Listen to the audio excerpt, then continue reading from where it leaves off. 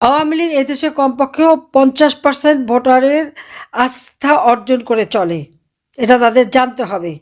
আর এই মানুষগুলিকে ইলেকশনে অংশগ্রহণ করতে তো দেবেই না, আবার তারা যে কাজ করবে সে সুযোগও নাই। প্রতিদিন এমন কোনো দিন নাই আওয়ামী লীগের নেতাকর্মী বা ছাত্রলীগ সহযোগী সংগঠনের নেতাকর্মীকে গ্রেপ্তার করছে না, প্রতিদিন গ্রেপ্তার করছে।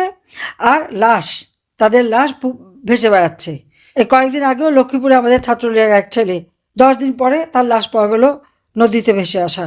প্রায় 10,000-এর উপর আওয়ামী লীগ নেতা কর্মীকে গুম, খুন, হত্যা, নির্যাতন করেছে। এটা তো বাস্তব।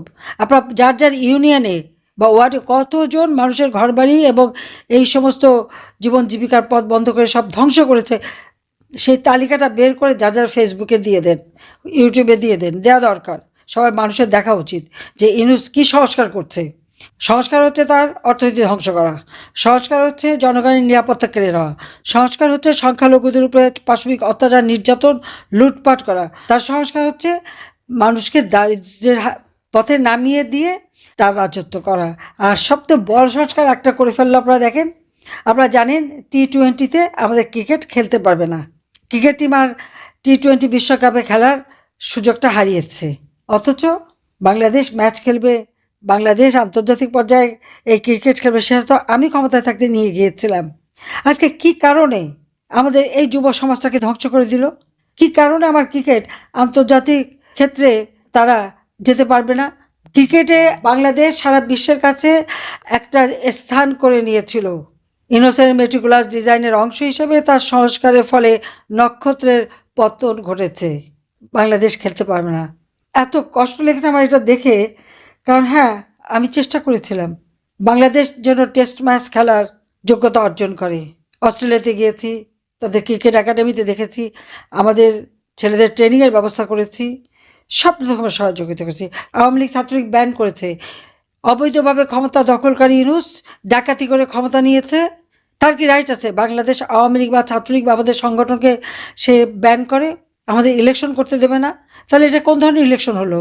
যদি আমার 50% মানুষেরই যদি ইলেকশনে অংশগ্রহণ করার সুযোগ না থাকে, আর প্রতিনিয়ত ইলেকশন ঘোষণা দিয়েও এখন আমার নেতাকর্মীকে গ্রেপ্তার করতে থাকে, তো ওটা কিসের ইলেকশন?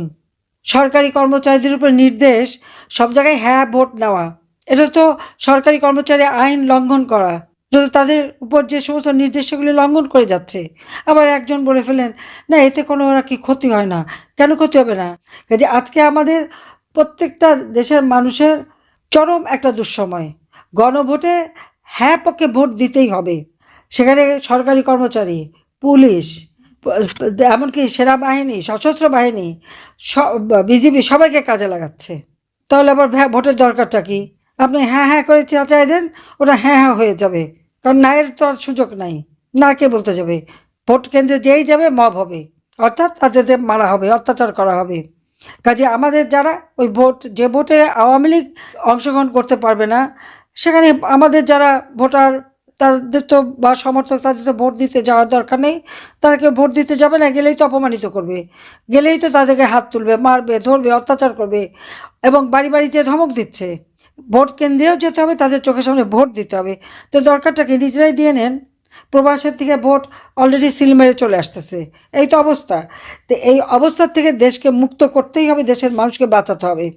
তার জন্য সকলকে ঐক্যবদ্ধ থাকতে হবে। এখন সবথেকে এটাই প্রয়োজন, ঐক্যবদ্ধ থাকা। যারা আজকে এই ইউনূসের সেই মেটিকুলাস ডিজাইনের পরিকল্পিত নির্বাচন করে, তারা কারা? হয় ওই অপরাধী, জঙ্গি, সন্ত্রাসী, যুদ্ধাপরাধী, 10 লাখ অস্ত্র চোরা কারবারি, গ্রেনেড হামলাকারী, এরাই ইলেকশন করবে। এরাই হচ্ছে এখন একেবারে ধোয়া তুলসী পাতা হয়ে গেছে, তারা এখন সব থেকে ভালো মানুষ।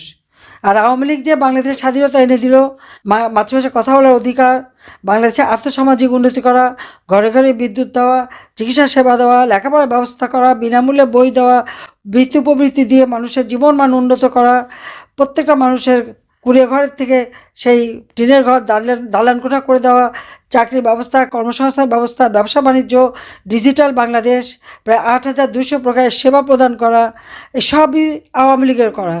একটা ইউনিয়ন পর্যায় পর্যন্ত আওয়ামী লীগ উন্নতি করেছে, এর কোনো মূল্য নেই, সব ধ্বংস করে দিচ্ছে। কাজে ধ্বংসের হাত থেকে দেশকে বাঁচাতে হলে সবাইকে ঐক্যবদ্ধ হয়ে প্রতিরোধ গড়ে তুলতে হবে। কাজে সবাই সেইভাবেই ঐক্যবদ্ধ হন, ইনশাআল্লাহ জনতার জয় হবে হবে। এটা হয়তো কিছুদিনের ব্যাপার, কিন্তু এর প্রতিকার আমরা করবই। সবাই ভালো থাকেন, সুস্থ থাকেন। জয় বাংলা, জয় বঙ্গবন্ধু, বাংলাদেশ।